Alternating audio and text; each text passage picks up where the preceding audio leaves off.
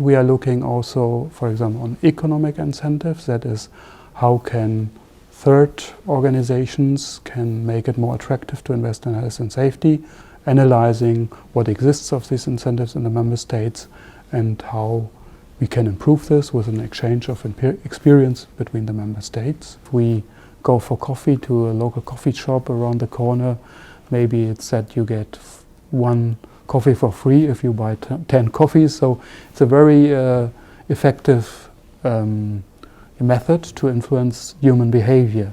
And if we transfer this thought to the health and safety world, so we have seen, for example, some innovative insurance companies, they have introduced this in health and safety. So companies, especially the small companies, they can indicate in a small checklist which specific measures they have done.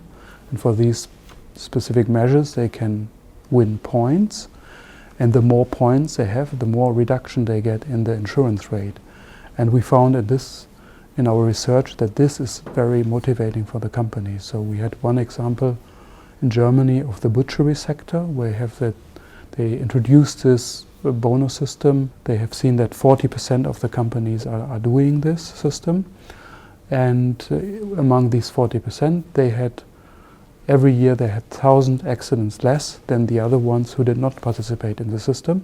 And that meant also a benefit for the insurance company, because for the insurance company, it's on the one hand, it's a cost because they get less insurance premium from these companies.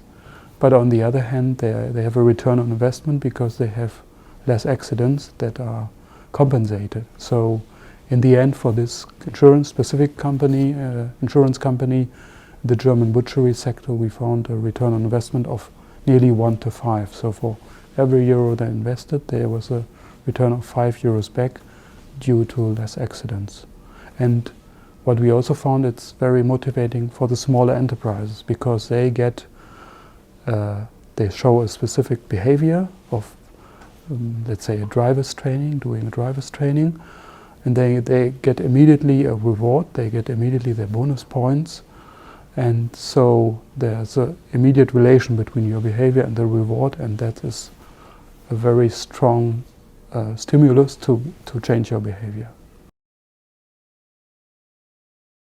The government could give tax incentives so that, for example, companies who are investing in safer machinery, they could save money, because if you invest in specific machinery, which is described by the government in a specific list, for example, then you have better writing of conditions. That for government, it's better if you buy the more expensive machine, because then in the long run you will have less cost to the health system.